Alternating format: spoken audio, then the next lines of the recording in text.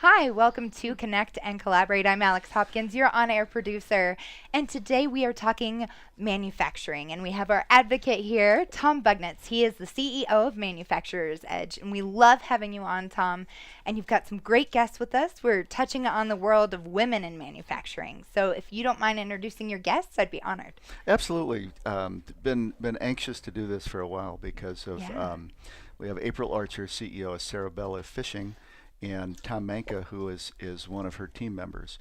Nice. So this is one of those things where we've talked women in manufacturing before, and it's been aerospace, it's been machine shops, and what I've run into a lot in the last couple of years is women who are doing things that are not, fighting into that man's area. Yeah. And so I was really excited about April. I heard her story about a year and a half ago.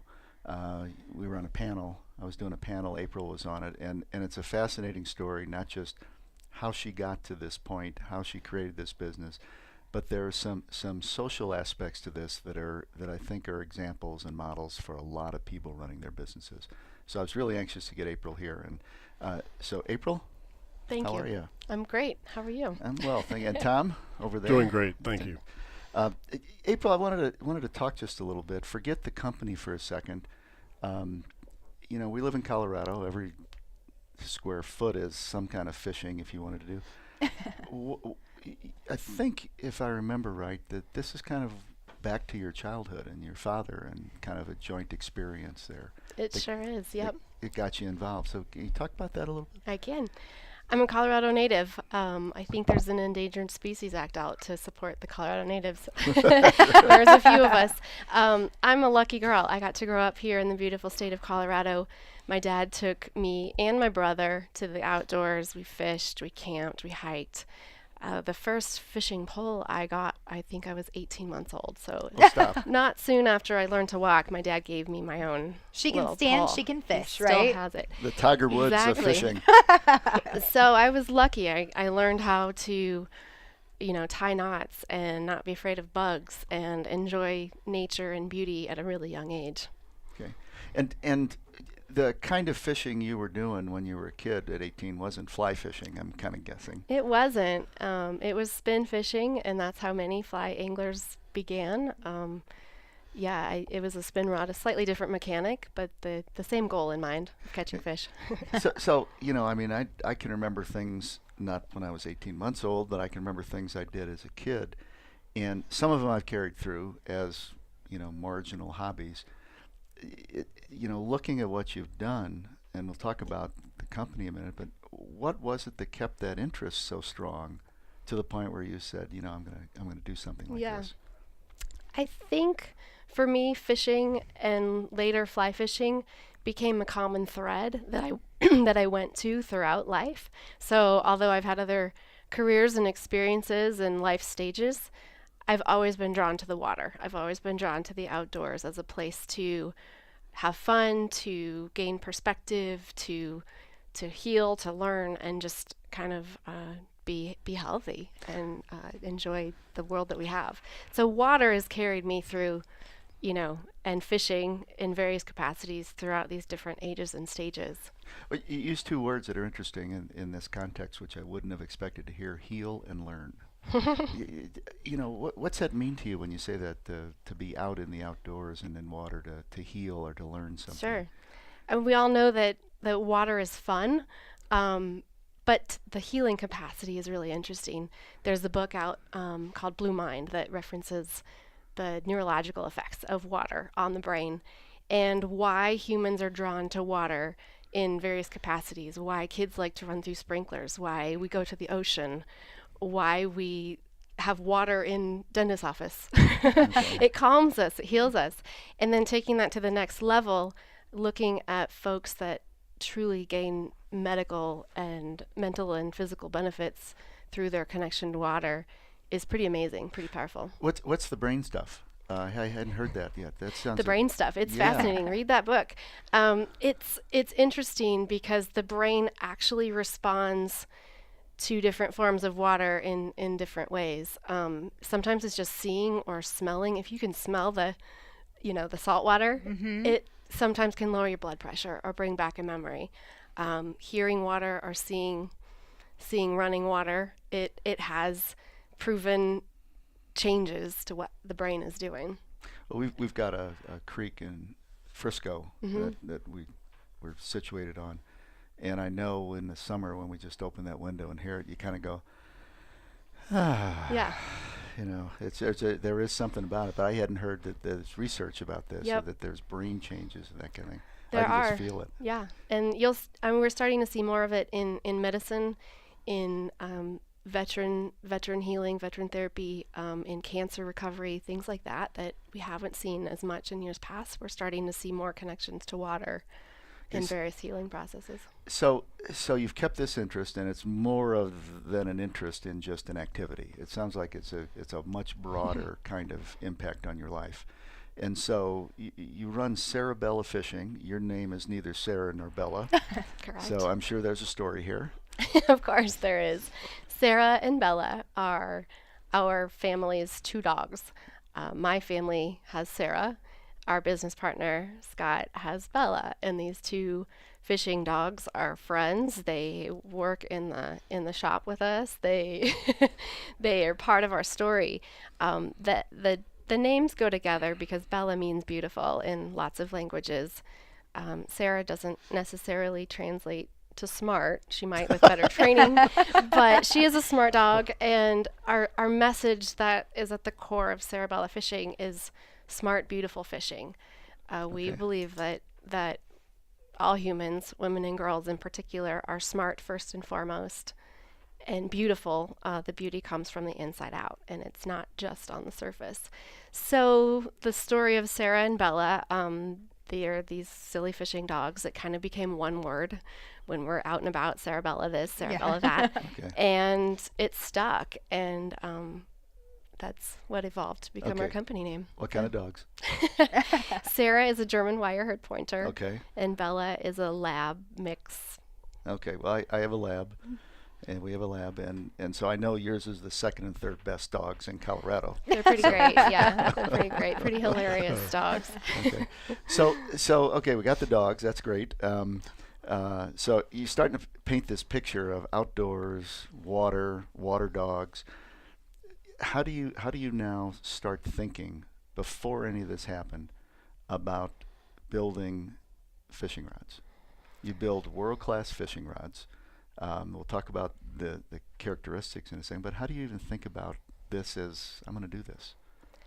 I think it goes back to my parents and how I was raised, really.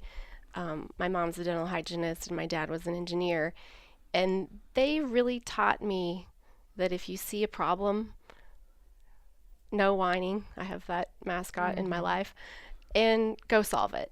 So if you see a need or see something that should be changed or resolved in the world, don't whine about it. Change it. Do something about it. Yeah. And that mantra and that message is kind of stuck with me throughout my life. And through the various careers and past life experiences, I fished.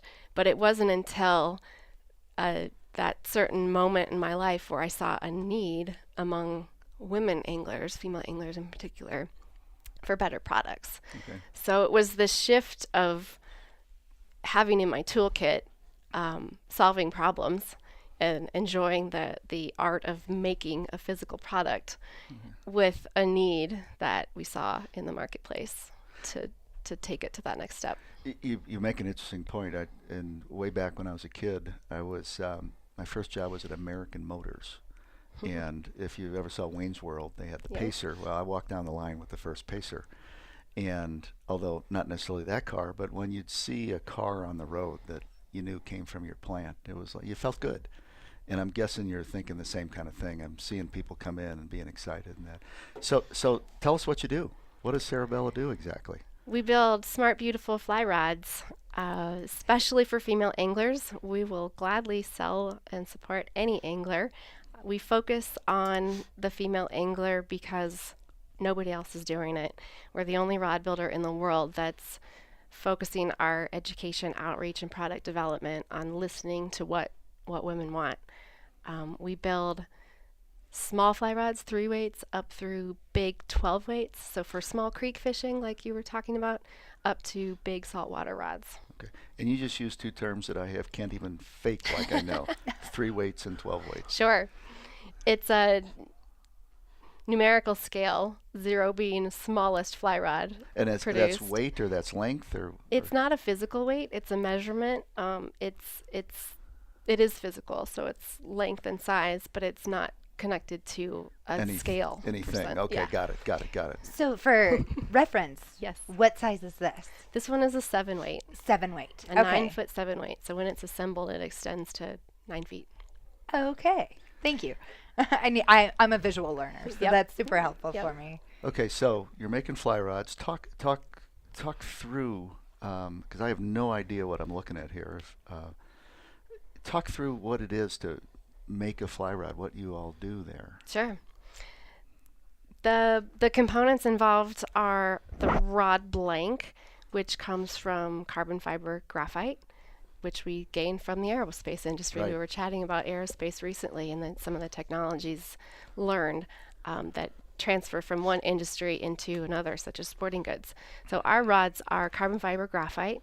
They're painted. We use automotive grade paint with a flex agent so that when they bend, that paint doesn't crack. Our handles are made out of floor grade cork, which is top quality cork that comes from Portugal. And they're glued up. You can see the individual cork rings, hand lathed and finished right here in Colorado. We use repurposed Colorado hardwoods on, this is called a reel seat. That's where you attach the reel. Real? Okay. Yep. This one's apple wood. So we like finding interesting, obscure pieces of local wood. The threads on here are hand wrapped, and those are done by our survivor team. We have disabled veterans, and we have a man who's a breast cancer survivor who work from home and do these hand wrapped threads. The purpose is to secure the guides or the hardware and to strengthen these sections. We draw attention to that. Most fly rods on the market are not colorful like this, Right. but we want to showcase the craft and the art that goes into that and really let people know that it's a handmade product. So let me give you a softball here. Why don't you get that cork from Colorado somewhere? It's difficult to grow. If there's a Colorado manufacturer that wants to figure that out, we will talk to them. We're considering some other materials. Cork is a resource that's somewhat limited and it's very expensive. Right. It's a traditional piece of the fly rod. People like it because it's been used for generations. So, but if you know someone who can make a high quality cork here in a Colorado manufacturing environment, let's talk. Every time I look at there was a store I saw in, I think it was Mendocino, California, that was cork stuff, purses, everything else, but it's all Portugal. It all comes from Portugal. What's nice about it is it's really lightweight. It is fairly durable, and it's really soft and comfortable. So it kind of meets, it's a wood, but it's a very light wood that also endures. How many do you make a year? We're in the hundreds. We're still very small, but we're growing each year. Okay. And where are these being sold? Are you online, or are there stores that are carrying this now? We are all of those.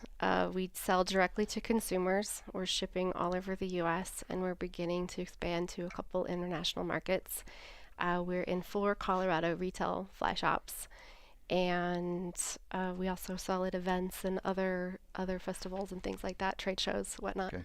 So the outdoor show that's now headquartered here, I assume that's a big thing for you. Eventually it will be. Oh, you're not there yet. Okay. We're involved with COACTIVE, which is the Sure. Manufacturing Trade Association for Outdoor Sporting Goods. So we have a pulse on it. We're starting to work our way to a bigger presence. So we will. Stay tuned. So let me ask you an ugly question for somebody like me. Are people taking you seriously? Because this is so non-traditional as a product. Are they taking this product seriously in your markets? They're starting to. We're gaining traction among professional guides, among shops. We've had product reviews. We like doing blind casting tests where people compare this rod up against another rod that's double the price from a competitor.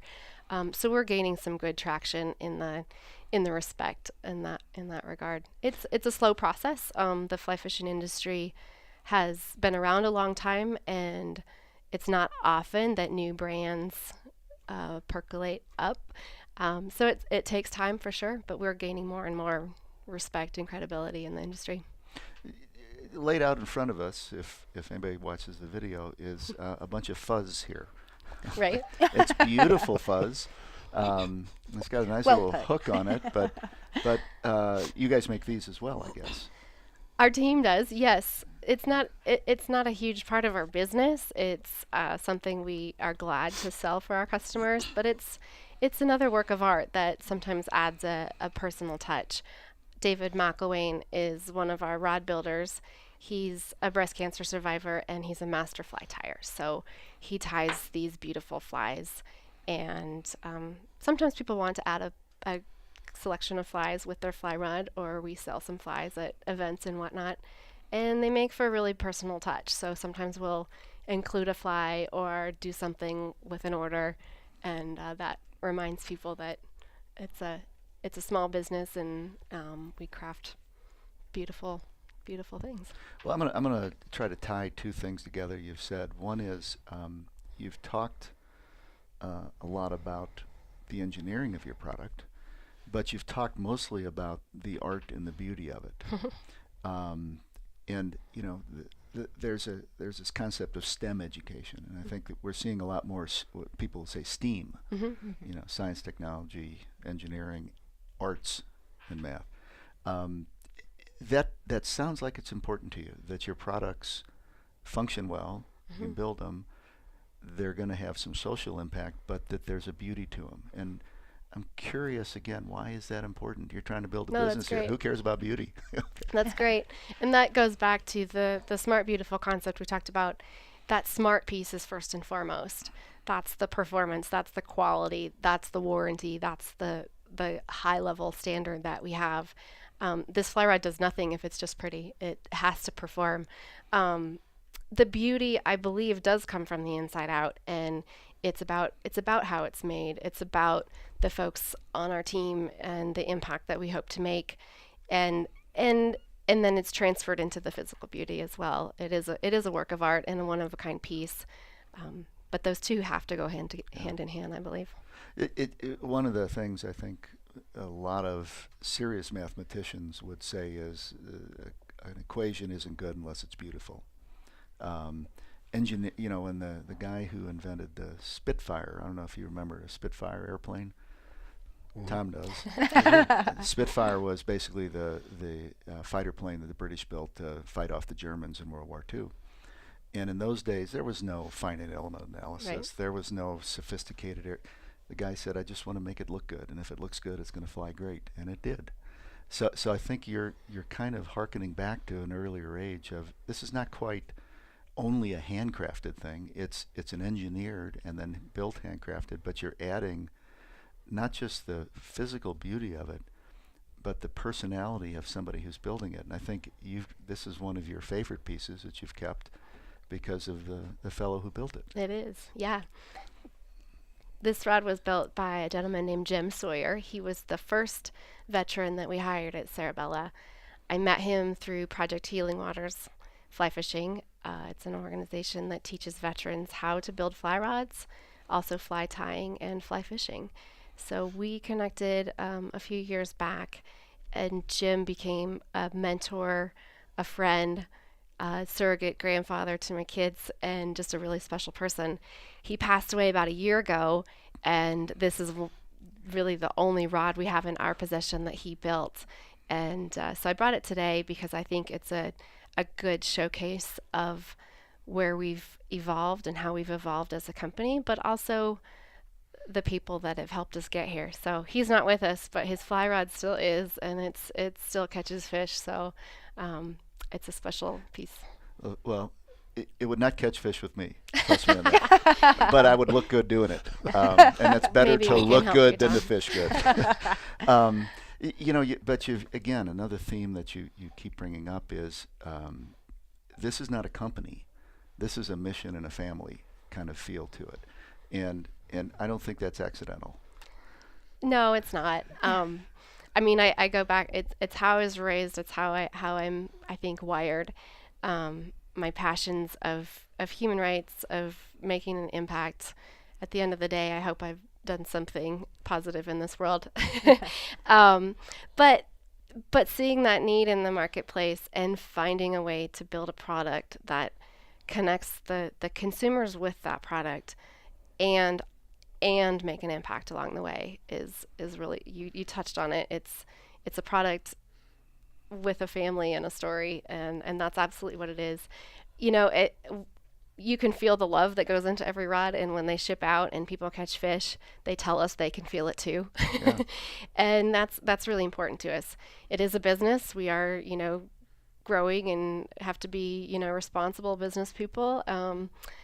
But the good thing is the more we grow, the more we can hire and the more impact we can do. So that's really what keeps us going. So again, back to a theme, which is to get people out to heal and learn. What we're saying so far is you're building a product that's taking somebody, say like me, who doesn't normally go out and fish. I spend a lot of time outdoors, but to a more calming kind of environment. Now I know fly fishermen for whom it is not calming because, Sure. but to an environment that maybe somebody's going to learn something or they're going to relax or whatever. So it's more than my product, my business. You're kind of channeling people into another world as part of your mission, it sounds like. Absolutely. Every fly rod that leaves goes with a personal thank you note, and I literally say goodbye to it. I said, goodbye, farewell, fish on. I hope you bring someone some joy. And yeah, that's huge. I think connecting humans to the wilderness is essential. It's essential for our health and well-being. It makes this world a better place. Fly fishers fish for different reasons. Some fish because it calms them. Others fish because it gives them adrenaline and thrill and excitement. So I think it depends on how people fish as to what they're seeking. But it provides perspective, and it provides a different way of appreciating what's simple in life. And sometimes that's as simple as water and fresh air. Alex, we've done a number of these with manufacturers about manufacturing. I don't think you've heard too many messages about bringing people out into nature and that this, saying goodbye to my product. And Yeah. and that's what I think what's special about a lot of Colorado companies. You mentioned Coactive. The people that are doing this in many cases are not, I wouldn't describe you as a manufacturer of fly rods. I would describe you as a lover of nature and fly fishing who happened to be in manufacturing to do the thing she wanted to do. Right. You didn't start out to make these things. And what I've discovered about that group of people, whether it's the brewers, apparel people, the outdoor people, is they've got a different kind of fire in their eye that's not about the product necessarily. It's not about the manufacturing. It's about what they're bringing to other people. And there's a whole subculture of that. And April, I may be overstating it, but that's what I felt when I've gone out and dealt with people like you or Will over at Gorilla Gravity, and just go down the line. So I think that's kind of the first thing I'd conclude this segment with is this is a different kind of manufacturing and a different reason and a different mission. And it's so nice just to even find people who are thinking this way. Absolutely. I completely agree with you.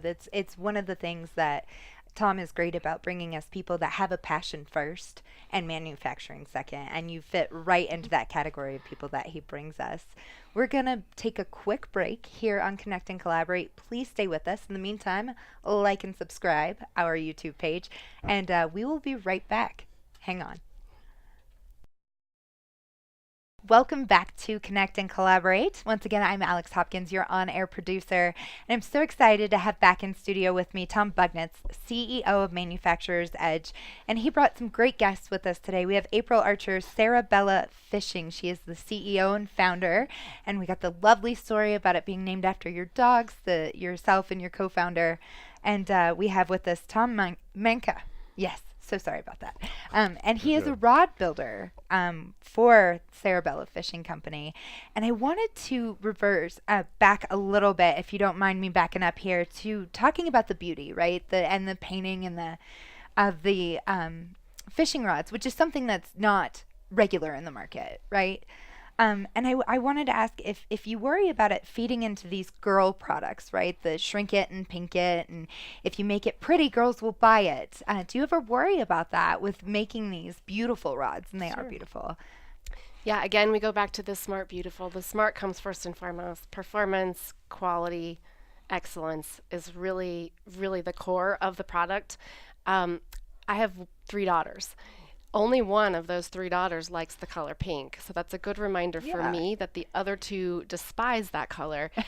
That said, for SaraBella Fishing, we offer choices. We recognize that women and girls come in all shapes and sizes. They have different hand types. They have different fishing desires. So we offer our customers choices in their products, and they can pick those dimensions and those specifications that fit and perform in the way that they want it to. Yeah, I love that because right, you've got to have a good product first before you can make it look pretty, right? Because something that looks pretty doesn't always work right. But yeah, no, I think that's wonderful that you are taking into account that people have different tastes. So thank you for answering that. I appreciate that. No, it's a great question, Alex. Yeah. It is, again, coming from 6 sisters, I get it. Okay. You know, April, you've talked a number of times, just kind of dropped some things in the conversation about cancer survivor, a veteran. You know, this healing thing is coming through again. And so, if I remember all of your stories right, a large part of what you're trying to do is got to do with how do you help people who maybe need some kind of healing or learning themselves through the process of this manufacturing, which I think is an incredible thing. And Tom, you're here as a little bit of a representative of that. You were a veteran in the 70s, you said? That's correct. What branch of the service? U.S. Army. And when was this? What was The years? Yeah. I went in 72, got out in 77. My dad was in the U.S. Army, and I have a son in Special Forces right now. Right now. Well, were you? That was the Vietnam era. Correct. Did you avoid that? Were you able to avoid going over? I did. I was at the back end. I was just finishing up training in a variety of countries, and things came to a close. So I left active duty, became a reservist, and now my son carries the flag, as one might say. Yeah. Well, God bless him. And then you were a police officer for, I don't know, 41 years or something? 41 years here in the Denver metro area. And and what's your connection here? You know, when I first got out of the military, like many guys, you know, Colorado, I grew up here in Colorado, as April did. We're one of 2 Yeah, other 2 people. that are natives that are left here in the area. But when you come out of the military, especially, you're trying to find yourself, and you're trying to relocate. And growing up here, I grew up much like April, doing a lot of the outdoor hunting and fishing stuff, and that was my opportunity to get immersed and get away from the spinning rod effect that many of us felt when we were younger, and get into fly fishing. And so I've been doing it since my mid-20s, and I've carried it on. And I had the opportunity to meet April and get involved with SaraBella through the Healing Waters project that she mentioned earlier, which is designed and specific for veterans assistance. As you know, there are a lot of programs out there for veterans nowadays. This one, through the efforts of April and the company and Healing Waters, focuses on providing assistance to those veterans that want to get into fly fishing. And why would that be important, that we would want a veteran getting into fly fishing? Well, given the challenges of veterans nowadays, you know, back in the Vietnam era, you may do 1 or 2 tours. Nowadays, these young men are being faced with a variety of different tours back to back. And some who come back either have a physical or possibly a PTSD type of issue that they're dealing with.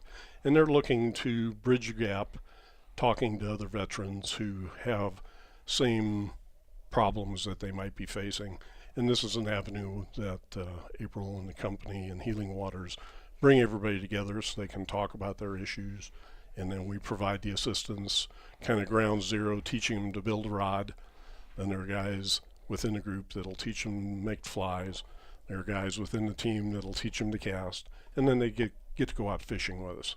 And all of that is assistance to them, given what they're trying to do is allow them time to kind of, deflate a little bit and spend time with the other guys. And I don't know if this is true, Tom, and if I'm making up a memory, but I thought I remember, April, maybe even you saying that the action that's required to build these, the wrapping of the string and that, can be very calming on a brain. And I can't remember whether you said that or whether I heard that from somebody else. I may have. It depends. I think similar to fly fishing, it can be calming on the brain. It can also be adrenaline creating and even frustrating. If you're in a mental state where you're trying to focus and do that detail work that you would use to tie a fly or build a rod, if your mind is flying in all directions and you have a lot of angst and agony, it's very difficult to focus and concentrate in that way. So in order to overcome that, other skills come into play. You can probably talk about, how you breathe, how you focus, how you are present in what is right here. In order to get this task done means you have to let go of some of the other things that might be haunting your brain at that moment. Other times people connect with that stuff. They're able to address their past or things that are going on and say, that's that's life, and now I'm building this for someone else. Do you agree with that? Absolutely, April. What? That's one of the key things is allowing veterans and other folks that are involved with rod building. It takes their mind away from other issues that are out there and allows them to stay focused, as April mentioned. And it gets kind of challenging dealing with some of the smaller rods, and there's a physical benefit to that, and there's a frustration point that the threshold also hits occasionally, because you may spend 20 minutes doing a rod keeper, and all of a sudden the string or the thread gives away. Oh, no. And now you start over. It's just relearning to manage what you need to do and keep focused on that, and that's why I'm impressed with this company. We talk a lot in manufacturing about training people and giving them new skills. This is a whole other level of skills you're trying to retrain and give. And Tom, I'm curious why you're doing this. Because I enjoy it. That's long and short of it. Given either my military background or my law enforcement background, we need time away from, like the vets do, away from things. And this allows you to catch fish with something you built. You have the qualities and colors that the company offers, and it's just a huge benefit and a relief for guys that do a variety of things. Kind of let you calm down and then share those experiences. And so these are kits that you'll provide. Is that right? We can. Most of our rods that we build are orders that come to us, and Right. we build start to finish with our team. I think Tom's referred to, he has gotten a couple Cerebellar kits that he's created and then passed on. Okay. We're starting to do more of the kit concept as people want to learn rod building. And how much of your production is with the people you're talking about now, with the survivors and the vets and those kind of things? They do all of the rod wrapping. They do all of the threads. So 100% of that thread process is done by our survivor team. You talked about training. Each person requires different types of training. So the questionnaire that we ask someone who's interested in joining our team, they can include what their needs are, what their background is, how we need to help them. And it really depends on each person. Tom is joining us and comes in with solid knowledge and experience. Others have zero or none or very little, and we start from scratch. So that training piece is important. And some of it is just about checking in and saying, how are you today? How can we help you? What questions do you have?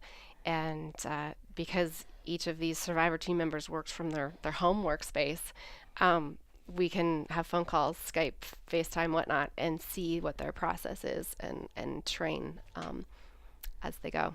So, and obviously the production quality is good, or you wouldn't be doing this.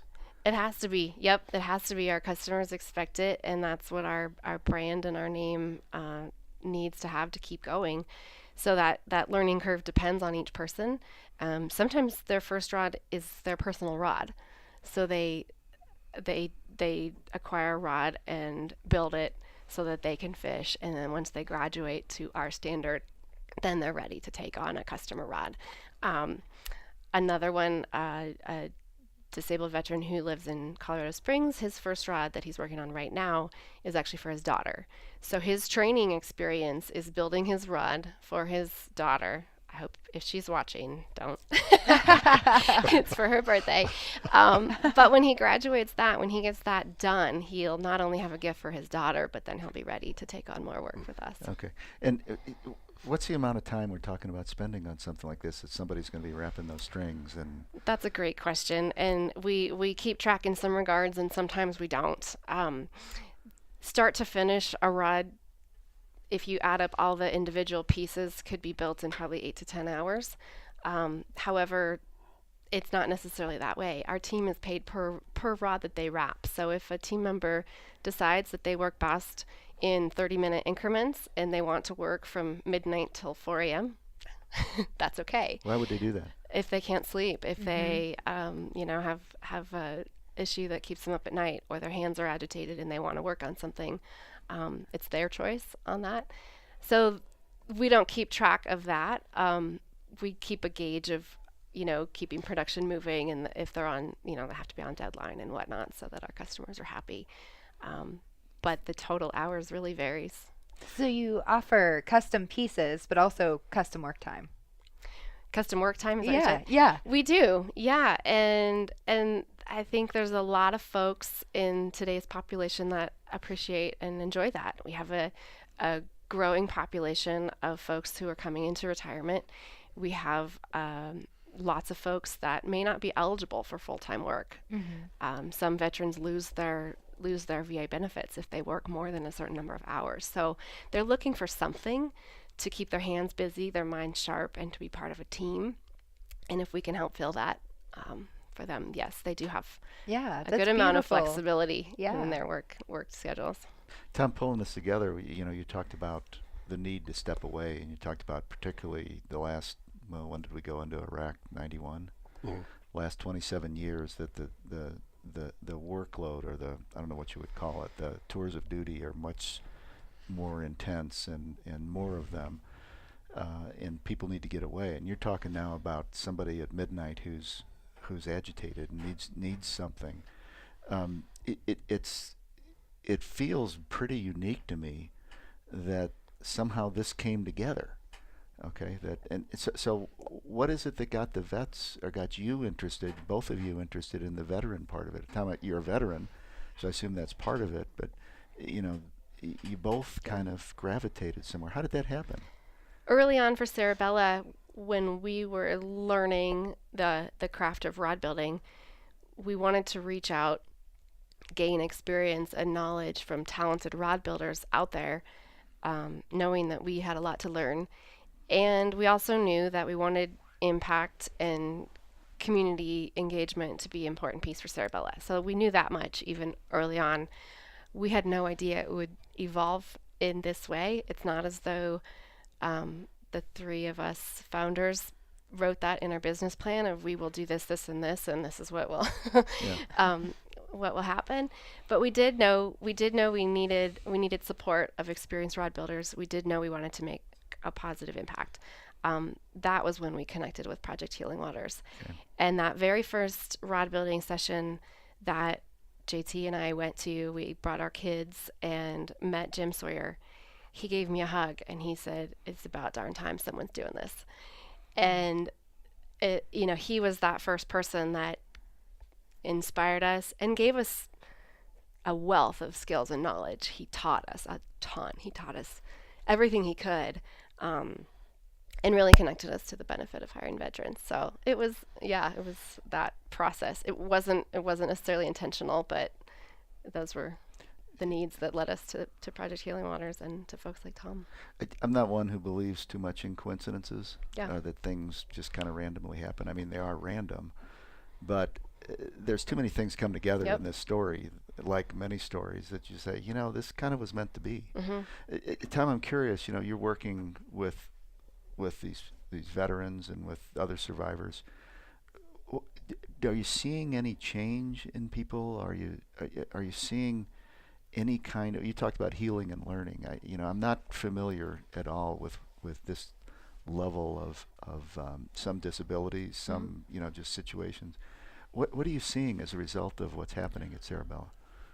Well, I think what you see in the veterans are through the efforts of SaraBella and the other programs is they're returning to do what they're finding they love. So if they like fly fishing and they really get in it, we see them time after time wanting to get involved out in the field, and SaraBella brings to the table an option through a variety of methods to get them the quality equipment that they need to do it, and that makes it fun for them. And that's the way they release some of the built-up pressures. And if there are a lot of veterans who are doing it collectively as a group, they're able to kind of help each other out. So you see that reoccurring mutual support within that veterans group, and it's great to have a company such as SaraBella that plays such a big part in that. What I heard you saying was that there's almost a network being created that's parallel or independent of the company. It is in fly fishing. You see you'll have guys that come in, and I've worked with veterans who get so frustrated they can't finish the rod. And there's a variety of reasons for that.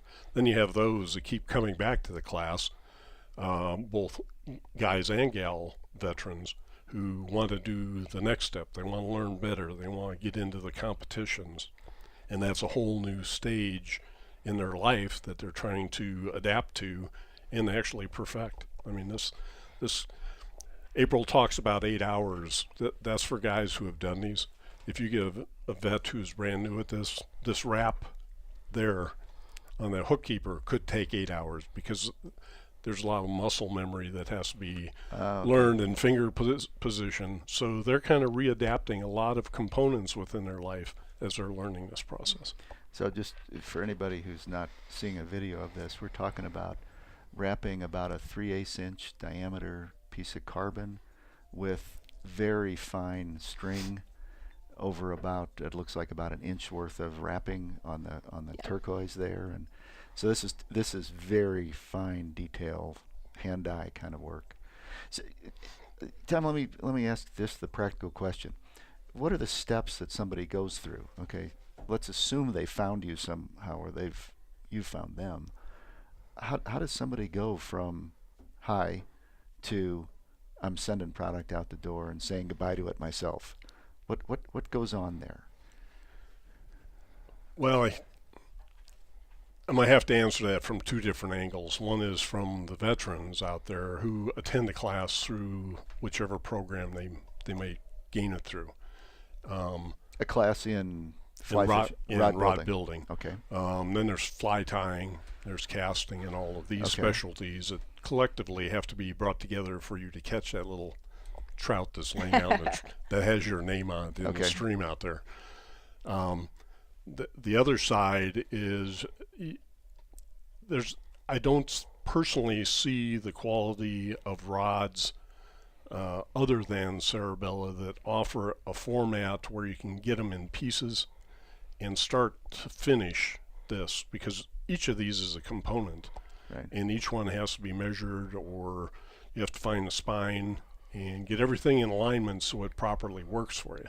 And that's what we spend time explaining to guys, but it also gives them the ability to share their inexperience with each other, with the more experienced guys.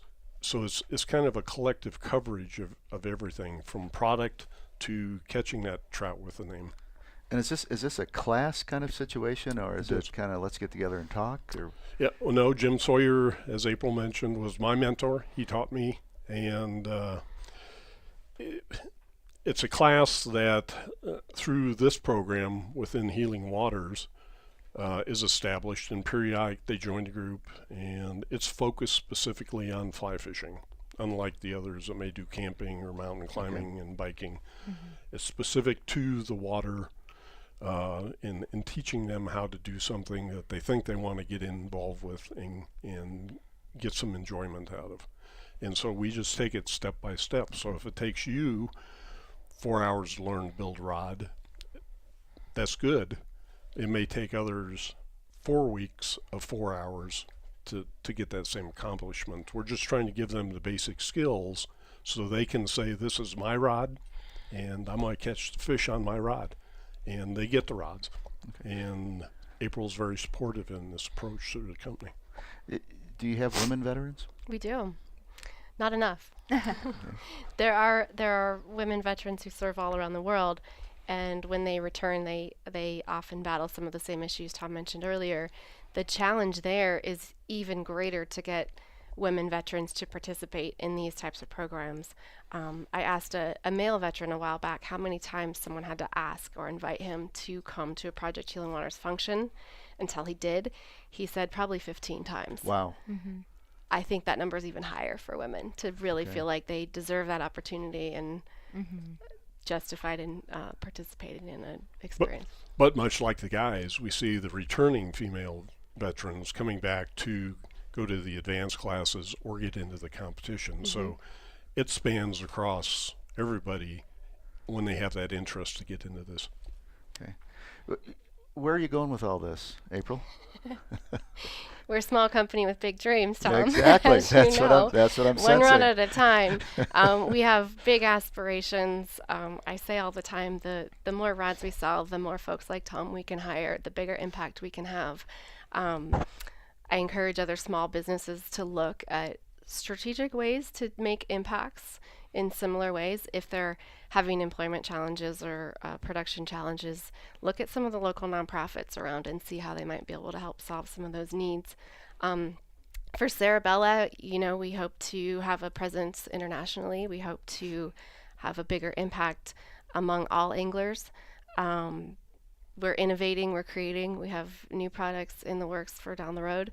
It's exciting times. I bet. I can only imagine. Again, you're in that outdoor industry thing that just seems to have a lot of bubbling up going on in Colorado, and probably in Utah and Wyoming and everywhere else. Tom, what are you looking for out of all this? What's your vision for you and the future of this activity? I just look to continue to work with the vets and the companies such as SaraBella. Okay. Pretty straightforward. Pretty straightforward. Pretty straightforward. April, I can't tell you how fun it's been just to hear about this, and I gotta, I'm gonna say something really silly that probably shouldn't be said on the air by a guy who's a CEO of a goofy little nonprofit, but I get what you said before. We've had this thing in between the three of us, and it's like there's another person there. It really is. It's not like you had this thing laid out. Every time I look at that, I see the name Jim in front of me, and it's very interesting that there's a personality to that thing right there. And maybe I'm just projecting, but I think you've kind of feel the same way about a lot of these things. Yep. So that's kind of a treat to be here with this. We believe there's some magic in there. I they think bring some good fortune on the water. Well, if I ever caught a fish with it, that would be magic. So we would be able to prove it. So, well, April, Tom, thank you so much for coming in and doing this. I've been wanting to do it for a while, and this was fascinating and not just uplifting. It really is nice to see these kind of stories. Thank you for all of your support. You do a lot for Colorado manufacturers and the Colorado business community, so we appreciate what you do, and we're glad to be here. Yes, we are always honored to have Tom on. And for more shows with Tom Bugnitz or manufacturing, check out cobrt.com/radio-podcast. Thank you so much. It's been a pleasure having you all on today. Thank you, Alex. Thank you. Thanks.